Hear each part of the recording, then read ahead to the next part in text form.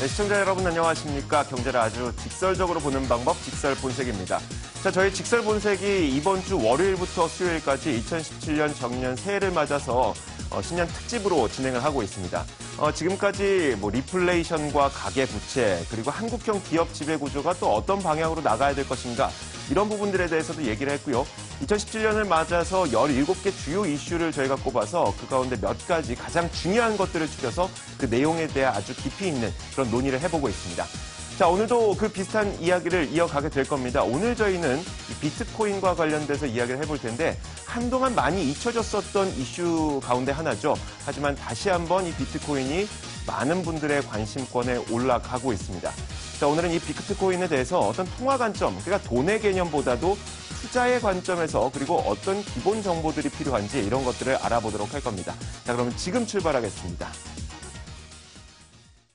트럼프 시대의 개막, 글로벌 정치 불확실성, 가계부채의 증가, 4차 산업혁명의 시작, 격동의 변화 속 투자 향방은 2017 투자의 길은 어디서 어떻게 찾아야 하는지 그 해법을 알려드립니다.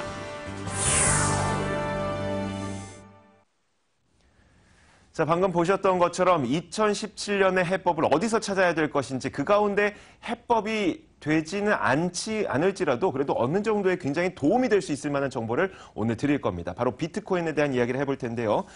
자, 오늘 이 이야기를 하기 위해서 IT 전문 잡지 테크엠 도강호 기자 모셨고요. 그리고 비트코인, 한국 비트코인 거래소 코빗 김진화 이사님을 모셨습니다. 어서 오세요.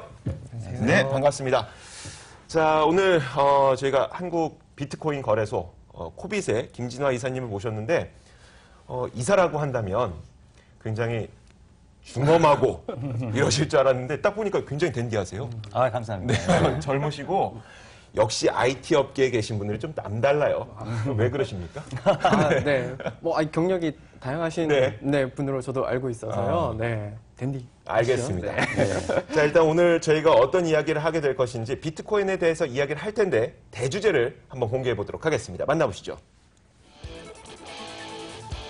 자, 오늘 저희가 준비한 주제 바로 이겁니다. 10년 특집 비트코인의 르네상스.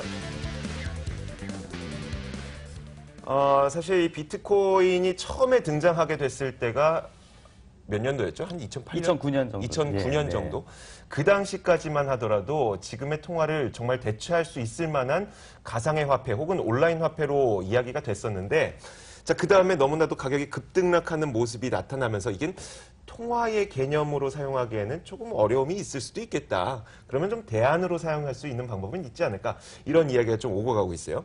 제가 먼저 그래서 이 비트코인의 기본 개념부터 간략하게 여러분들에게 소개를 해드리고 김진아 이사님과 더 자세한 이야기를 들어보도록 하겠습니다. 자, 일단 정의는 이렇게 내려봤어요. 온라인에서 나오는 정의를 제외하고 제가 좀 변형을 시켜봤는데 온라인 상에서 사용될 수 있는 가상의 포인트, 보통 가상화폐라고 많이 하는데 저는 가상의 포인트라고 이름을 지어봤어요. 통화로서의 부족한 점이 있기 때문에 그렇게 얘기를 했고 하지만 가장 중요한 거는 그래도 보안 측면에서 봤을 때는 전 세계에서 가장 안전한 것으로 인식이 되고 있다는 점, 이런 장점은 있겠죠. 하지만 가치의 변동이 너무 크다 보니까 통화로 활용하기 어려운데 예를 들어서 저는 이제 월급을 일정하게 받고 있는데 막 비트코인 막 통화의 가치가 급격하게 올라가면서 어제는 내가 명품 살 수 있는 그런 부자가 됐다가 갑자기 하루아침에 내일 되니까 짜장면도 못 사 먹는 그런 가난뱅이가 됐다가 이런 현상이 발생하고 있을 수가 있기 때문에 통화로 활용하기 좀 어려울 것 같고 다만 이런 현상이 발생할 수밖에 없는 이유는 일정 기간 동안 일정한 양이 공급이 되는 그런 포인트이기 때문에 라고 얘기를 할 수가 있을 것 같아요. 그래서 수요와 공급에 따라서 가치의 변화는 있고 또 발행 주체는 없습니다. 금융기관이나 중앙은행 이런 것들이 없기 때문에 우리가 건물, 임대료, 인력, 비용, 인건비, 감가상각비, 유지, 보수비 이런 것들이 없어서 우리가 비트코인을 이용해서 거래를 하거나 해외 송금을 하거나 이럴 때에는 훨씬 더 저렴한 수수료로 그리고 세금도 붙지 않는 상태에서 우리가 이용을 할 수 있다는 점.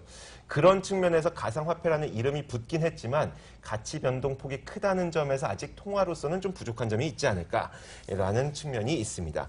자, 이렇게 비트코인에 대해서 간단하게 제가 설명을 좀 해드렸는데 자, 그러면은 실제 이 비트코인 거래소에 계시는 김진화 이사님이 이 비트코인이 왜 탄생하게 됐는지 사람들의 필요성이 있었을 거 아니에요? 왜 네, 탄생하게 된 그렇죠. 거예요?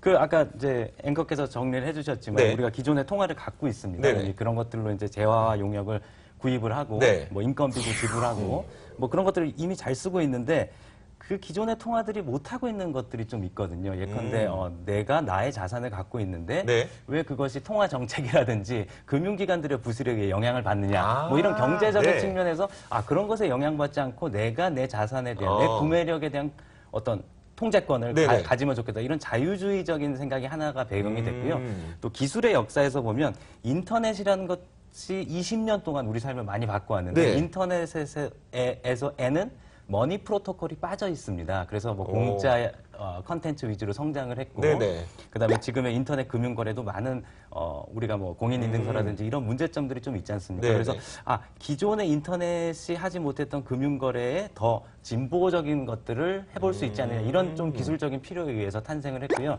그래서 기존의 분산 컴퓨팅에다가 암호학적인 그런 테크놀로지를 결합을 네. 해서 2008년에 어떤 소원 논문이 발표가 됐고 네네. 이것이 과연 될까 이랬는데 오. 2009년부터 실제 가동이 돼서 지금 한 8년째 네. 이렇게 운용이 되고 있고 한 2013년부터 경제적인 실질적인 의미를 가지면서 전 세계적으로 기존의 화폐와 이렇게 교환도 되고 이렇게 통용이 되면서 네. 어떤 화폐로서 약간 이제 앵커께서도 통화로서 부족하지 않다는 네네. 걸 말씀하셨지만 저도 사실은 2013년에 비트코인이 급등했을 때 여러 언론에서 제가 네네. 말씀드린 게 뭐 달러라든지 기존의 통화를 대체하지 않을 거다. 그렇지만 우리가 법정 통화를 갖고 있고 네. 이것이 못하고 있는 경제적 기술적 측면을 얘가 또 보완해주는 네. 이런 관계로서 발전하지 않겠느냐 했는데 다행히 그런 네. 예상이 맞아가고 있습니다. 예. 알겠습니다.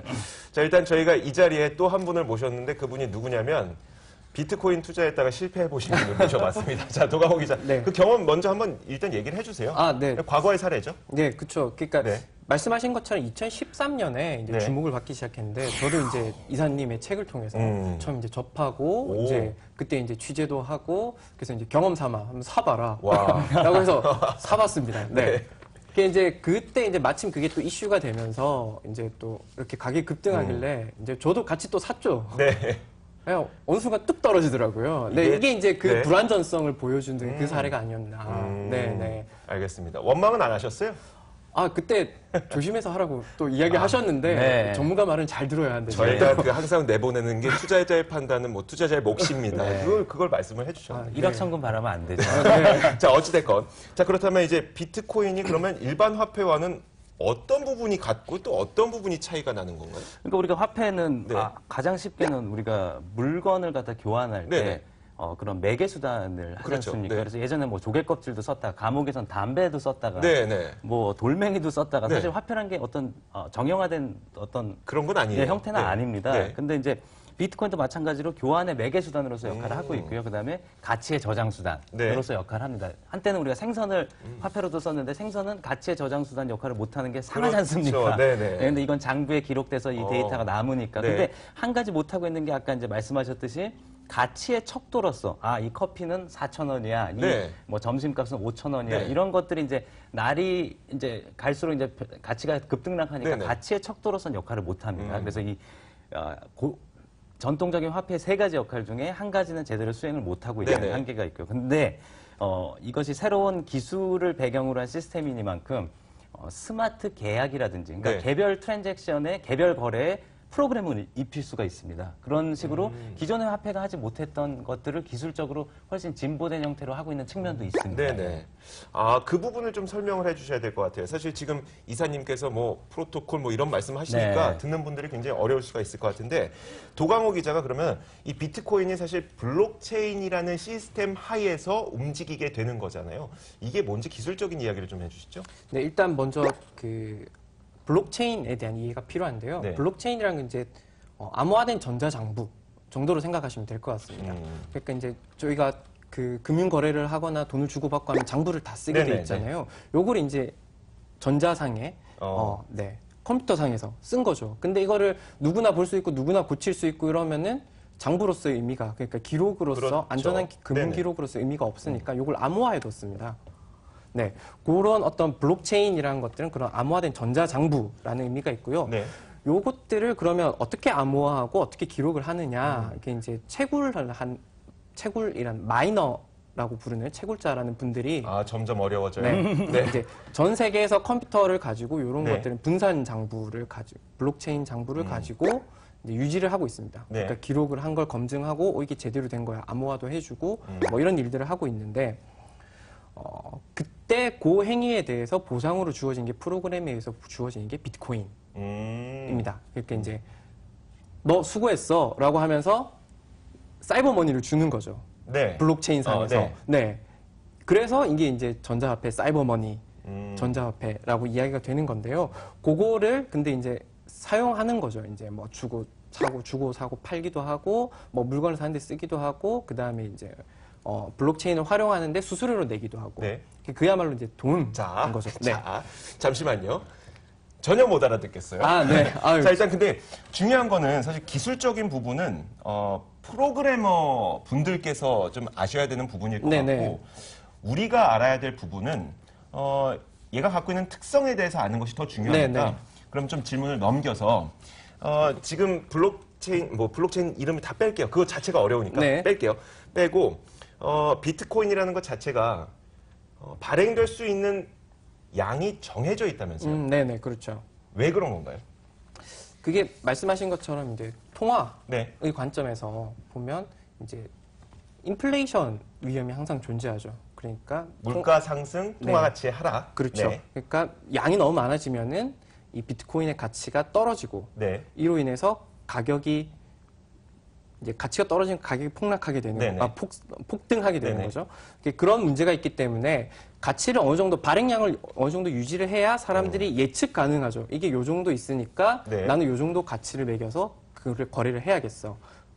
금이랑 비슷하다고 네, 보시면 금이랑 비슷하다고 생각하시면 될 것 같습니다. 금도 네. 이제 한정이 돼 있다 네네. 보니까 채굴하는 게 한정이 돼 있다 보니까 그 가치가 희소 가치를 지니지 않습니까? 네네. 일부러 그런 요소를 준 거라고 보시면 됩니다. 예. 아까 말했지만 구매력 하락이라든지 네. 이런 것들을 막기 위해서 네. 그러니까 이제 금처럼 일정한 양이 있기 때문에 대충 이제 가늠이 되는 거죠. 지금 요 정도 양이 있으니까 나는 얘에 얼마 정도의 가치를 지불할 준비가 되어 있어.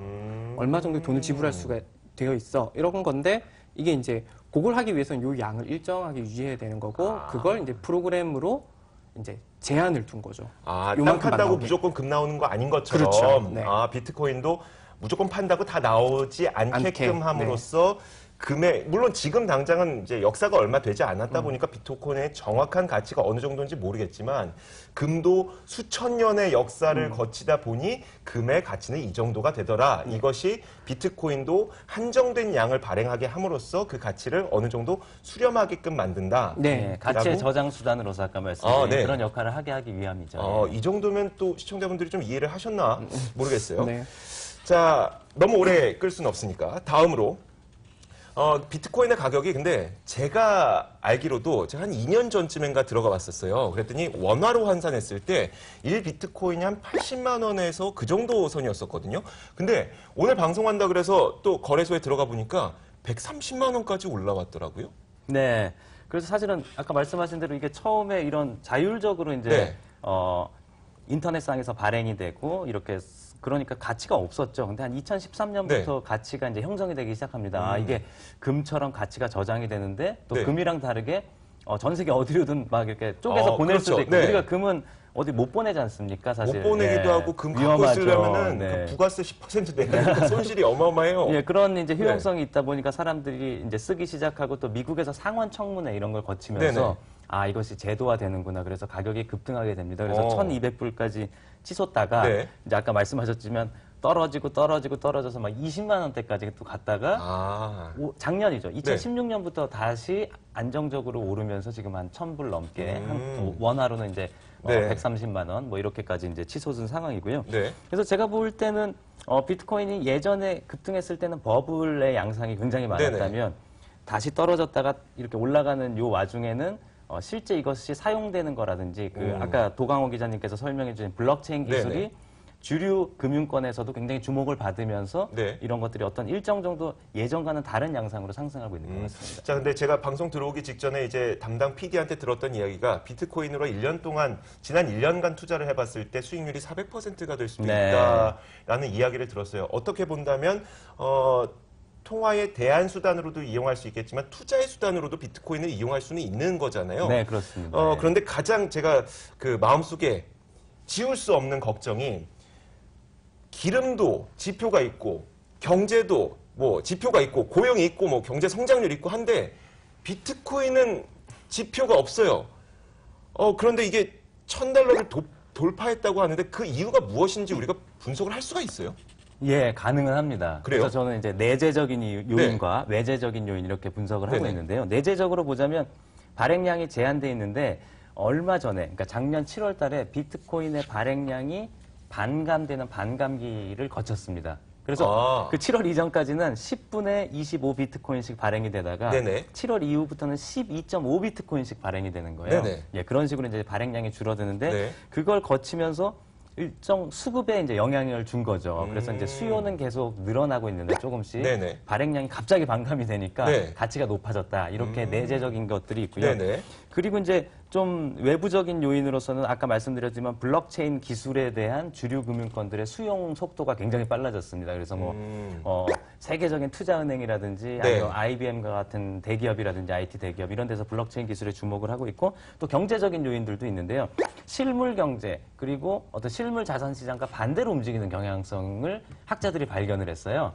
그래서 예컨대 아까 인트로 화면에도 나왔지만 네네. 트럼프 당선 이후로 세계 경제가 네네. 불안을 겪고 위안화가 가치 하락, 평가가 네네. 절하되고 이러면서 중국인들이 비트코인을 많이 사니까 수요가 또 올라가게 되고 또 인도에서 화폐 개혁이 있었지 않습니까? 네네. 그러면서 인도에서 가격이 치솟고 베네수엘라에서 하이퍼 인플레이션이 네네. 있지 않습니까? 또 베네수엘라에서 기존의 어떤 자산 시장이라든지 자본 시장에서 위험도를 회피하고 그러니까 싶은 그런 내가 수요들이 이제 결합이 되는 거죠. 베네수엘라 국민이면 내가 갖고 있는 돈을 갖고 있으면 이 가치가 급격하게 떨어지는데 네. 이걸 비트코인으로 대신 갖고 네. 있었다면은 내가 갖고 있는 돈을 지킬 수가 있으니까 네, 이런 맞습니다. 수요들이 예. 맞물렸다. 제가 아까 말씀드린 대로 개인들이 통제권으로서 옵션 하나를 더 가지게 된 거죠. 근데 그 도강우 기자는 2013년에 한참 경기 안 좋다가 개선될 때 샀으니까 또 그게 네, 그래서 억울하게 현명한 손실을- 투자자들은 조금씩 투자하고 새로운 그거예요. 그다음에 기존 자본시장의 위험을 네. 분산하는 의미로 투자하시는 분들이 굉장히 좀 현명하게 이 새로운 투자 수단으로서 네. 비트코인을 활용하고 있지 않나 그렇게 생각됩니다. 그러니까 문득 궁금해진 점이 도강우 기자 지금 현재는 어느 상태예요?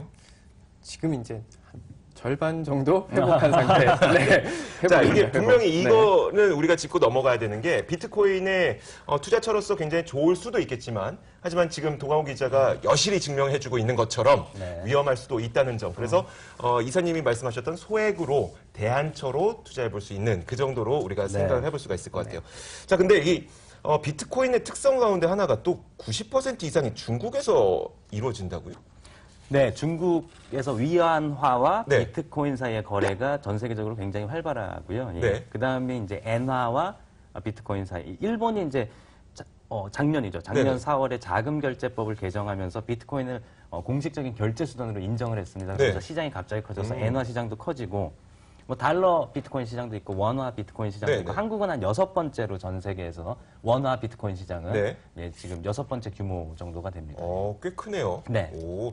자, 그러면 이제 저희가 도강우 기자한테 뭘 물어볼 거냐면은 사실 이 비트코인이 이렇게 급등락을 하다 보니까 투자를 하시는 분들, 물론 그 투자자의 손실도 몫이겠지만, 잘 모르고 투자하는 분들을 위해서 어떤 금융소비자의 보호장치라든지 이런 것들이 필요하지 않겠습니까? 네. 그런 것들을 좀 제도화할 필요성도 있을 것 같은데, 좀 전 세계적으로 어떤 움직임이 나타나고 있는지 설명해 주세요. 네, 지금 방금 막 이제 이사님께서 이제 네.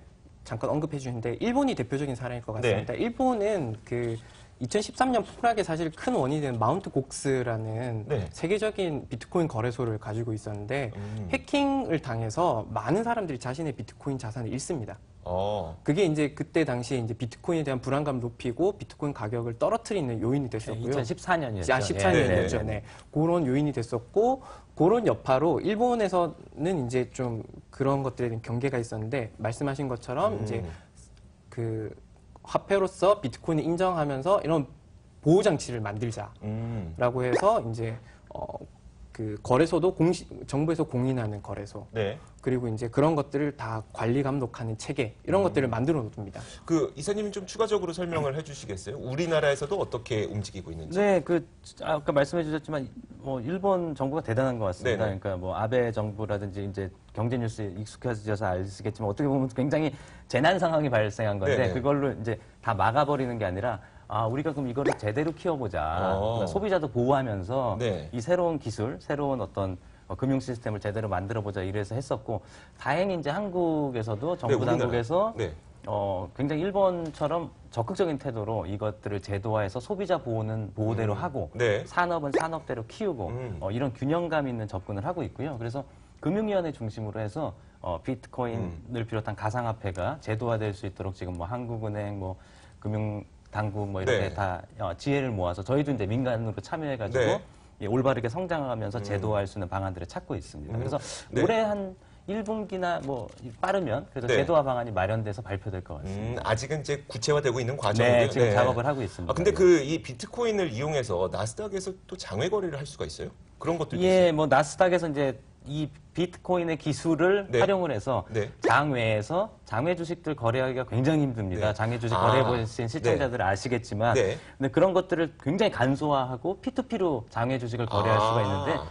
이제 이 비트코인의 블록체인 기술이 나오기 전에는 그게 어려웠어요. 네네. 근데 이제 되게 쉬워진 거죠. 그래서 나스닥이라든지 세계적인 금융기관에서 이것의 장점을 화폐적인 측면은 좀 위험도가 있으니까 네네. 좀 놔둬두고 제껴두고 이 기술의 장점을 활용해서 기존 금융권을 혁신하자 이런 움직임도 네. 이제 활발합니다. 그러니까 이 비트코인이라는 그것 자체를 사용하는 것이 아니라 화폐 단위를 사용하는 것이 아니라 기술을 네, 사용하는 그 기술을 거예요. 사용한다고요? 네, 네. 알겠습니다. 자, 우리나라에서도 제가 듣기로는 이 많은 금융권에서 비트코인이 갖고 있는 어떤 시스템의 안정성 그리고 보안성 때문에 그 블록체인이라고 부르는 그 시스템을 직접 사용해서 쓰진 못하더라도 비슷한 시스템을 계속 만들기 위해서 노력은 하고 있다고 저도 얘기를 들었습니다. 그런 네, 측면일 것 맞습니다. 같은데 지금 김진아 이사님을 모신 김에 현재 한국에 있는 비트코인 거래소에 몸을 담고 계신 거잖아요. 네, 네. 그 이름이 코빗이라고 하는데 여기에서는 우리가 또 어떤 도움을 받을 수가 있어요? 그러니까 비트코인을 우리가 아까 말씀하셨듯이 네. 직접 채굴을 하지 않는 이상 네. 그 네트워크의 안정성에 내가 컴퓨터 리소스를 들여서 기여하면서 그 인센티브를 받지 않는 이상 비트코인을 가지기 위해서는 이제 비트코인 가진 사람들과 거래를 해야 됩니다. 사야죠. 예, 그래서 네. 매수 매도를 해야 되는데 주식시장 비슷하게 거래소에서 자기가 원화를 예치하고 비트코인을 매수 주문한다든지 네. 아니면 비트코인을 가지신 분들은 그거를 원화로 현금화한다든지 그래서 체결을 중개하는 시스템이 거래소고요. 그다음에 이제 비트코인을 이제 어디다 보관해야 되지 않습니까? 네. 안전하게. 그래서 그런 지갑 역할도 하고 있고. 그래서 저희가 2013년에 최초로 이제 그 일을 시작을 했고, 저희 말고도 또 다른 거래소들도 또 네, 네. 있습니다. 그래서 이런 산업적인 생태계가 만들어지고 있고요. 그래서 이제 컴퓨터를 조금만 아셔도 이제 비트코인을 사거나 팔거나 활용하실 수 있는 또 뭐 해외에 보내거나 이런 것들이 이제 가능해졌습니다. 네, 실질적으로 어떻게 해야 되는지를 좀 알려주세요. 뭐 주식 거래하듯이 원화를 예치하고 비트코인 사셔도 되고요. 비트코인을 예치하고 그걸 원화로 팔아서 정산을 받으셔도 되고요.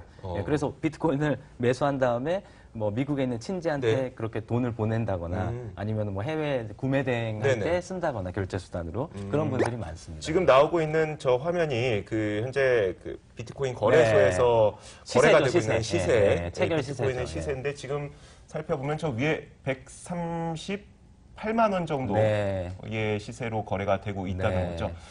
자, 알겠습니다. 자, 그렇다면 이 비트코인을 뭐 화폐의 대안으로 생각을 하든 아니면 네. 투자로 생각을 하든 간에 앞으로 어떻게 움직일지는 알아야 돼요. 네. 뭐 투자의 대안으로 생각한다면 올라가는 게 좋겠고 화폐의 대안으로 생각한다면 제가 갖고 있었을 때 그것도 마찬가지로 올라갔으면 좋겠고 네. 자, 앞으로의 전망은 좀 어떻게 보세요? 그러니까 역시 기술적인 측면과 네. 경제적인 측면을 봐야 될 것 같은데요. 기술적인 측면에서 보자면 우리가 여태까지 못했던 거래들. 네. 예컨대 사물 인터넷 시대가 되면 이제 기계 대 기계, P2P가 아니라 네. M2M 거래, 금융 거래 같은 것들을 해야 됩니다. 네. 그랬을 때 아마 이런 비트코인 방식의 금융 거래들이 많이 활용될 수 있을 네네. 것 같고요. 그다음에 경제적으로 보자면 아까 말씀드렸듯이 기존의 자본시장을 보완해주는 네. 그래서 개인 투자자들한테 여전히 많은 옵션을 줄 수가 있는 거죠. 그런 의미로서 이제 쓰이게 될 것 같고요. 그다음에 이제 비트코인 말고도 이 시스템을 더 개선한 이더리움이라든지 이제 뭐 이름들이 어렵습니다만 네네. 이제 여러 화폐들이 나오고 있습니다. 그래서 저는 제가 보기에는 앞으로 자본시장도 많이 변화될 것 같아요. 네네. 그래서 아까 앵커께서 말씀하셨듯이 이거를 뭐 원 하나 달러 법정화폐와 대립되는 개념으로 볼 것이 아니라 네. 인류가 새로 개발해낸 경제 시스템, 그다음에 기술 시스템으로 이해를 하시면서 조심스럽게 접근을 하신다면 뭐 재밌는 그런 것들을 많이 보실 수 있을 것 같고요. 네. 그다음에 재미도 보실 수 있을지도 모르고요. 근데 신중하셔야 됩니다. 네, 알겠습니다. 저희 그 메시지가 나갔으면 좋겠네요. 투자자의 몫입니다. 아, 네. 저는 2013년부터 네. 그걸 항상 강조, 알겠습니다. 조 기자님 그 아시겠지만. 마지막으로 한 가지 우리가 위험성을 짚고 넘어가지 않을 수가 없는 게 조금 전에 그 동아구 기자가 얘기했던 것처럼 일본 사례에서 네. 해킹을 당했던 사례가 있다 그랬잖아요. 그러니까 정말 세계에서 가장 안전한 시스템이라고 인식을 했던 그 거래소조차 해킹을 당하다 보니까 여기에서도 무슨 위험성이라든지 리스크가 있을 것 같거든요. 네, 그렇죠. 우선은 이제 굉장히 낯선 인터페이스다 보니까 이제 보안이 개인적으로 아니면 거래소든 보안이 취약했던 측면이 네. 있는데 많이 개선이 되고 있고요. 그다음에 이것이 현금을 쓰는 거랑 똑같습니다. 네. 그러니까 중간에 금융기관의 개입을 없앴기 때문에 더 효율적인 측면은 있는데 반대로 우리가 뭐 거래가 잘못되면 금융기관을 통해 갖고 판정을 받아서 거래를 철회할 수도 있는데 아, 맞아요. 이건 송금 거래 잘못했을 철회가 때. 안 됩니다. 네. 현금을 주면은 그걸로 끝이듯이 그래서 그런 것들은 개인들이 이제 낯선 인터페이스에 대해서는 유의를 하셔야 되고요. 그다음에 우리가 모든 현금이 우리가 범죄자들이 보면 범죄 현장에서 가방 딱 열고 뭐 찻대기라든지 그렇죠. 다 현금을 쓰지 않습니까? 네, 네. 온라인상에서 쓰이는 현금이기 때문에 범죄에 악용될 수 있는 가능성도 있습니다. 근데 다행히 한국의 수사기관들도 굉장히 준비를 많이 하시고 있기 네. 때문에 이 문제도 좀 해결이 될 수 있을 것 같고요. 근데 심각한 문제가 또 이런 가상화폐가 가격이 급등하고 유명해지고 이러니까 진짜 이런 암호화된 기술이 뒷받침되지 않고 네. 그냥 우리가 불법 유사수신 행위라고 그러죠. 아. 우리 얼마 1000% 보장해 줄 테니까 네. 이 코인 사라. 막 네. 이런 불법 행위들이 판을 치고 있어서 제가 아이고. 걱정이 많습니다. 네. 그래서 시청자 여러분들께서 그런 진짜 이게 기술이 기반이 된 가상화폐인지 아니면은 일부 어떤 불법 금융업체들이 유사수신 행위를 네. 또 이렇게 은밀하게 하기 위해서 더 유혹적으로 하기 위해서 이런 개념들을 그냥 빌려만 쓰고 있는지 이런 것들 네. 유의하셔야 될 것 같습니다. 불법 기술이 아니라고 하더라도 실제로 이 비트코인을 거래한다고 하더라도 몇 % 보장합니다, 수익률 보장합니다 이런 그거는 말은 유사수신 행위죠. 절대 다 불법이니까요. 네. 그 말을 듣는 즉시 112에 신고하시면 됩니다. 자, 알겠습니다. 오늘 비트코인에 대해서 굉장히 자세하게 알아보는 시간을 가져봤습니다. 한국 비트코인 거래소 코빗 김진화 이사님 정말 오늘 도움 말씀 감사드리고요. 자, 그리고 테크엠의 도강우 기자 실제 손실 사례까지 이야기해 주셔서 정말 도움이 많이 됐습니다. 자, 오늘 도움 말씀 고맙습니다. 네, 네, 감사합니다.